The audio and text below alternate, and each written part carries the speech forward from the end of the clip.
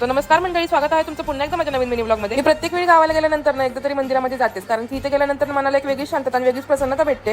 ही देवी कायम माझ्या पाठीशी उभी असते. मला प्रत्येक संकटात नाही तारते असं मला वाटतं.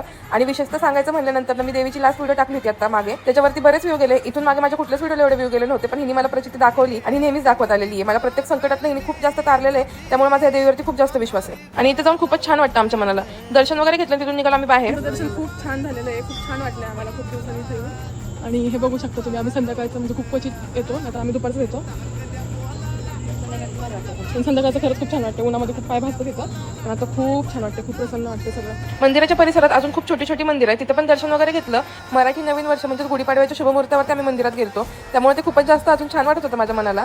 आणि मी देवीकडे काही मागितलं आणि तिने माझं पूर्ण केलं नाही असं कधीच झालं नाही. ती कायम माझ्या पाठीशी उभी आहे, माझ्या परिवाराच्या पाठीशी उभी आहे, ह्याचं मला खूप जास्त समाधान आहे. तर असं झालं आमचं राशीच्या देवीचं दर्शन. कसं वाटतं ब्लॉग हे कमेंटमध्ये नक्की सांगा. बाय.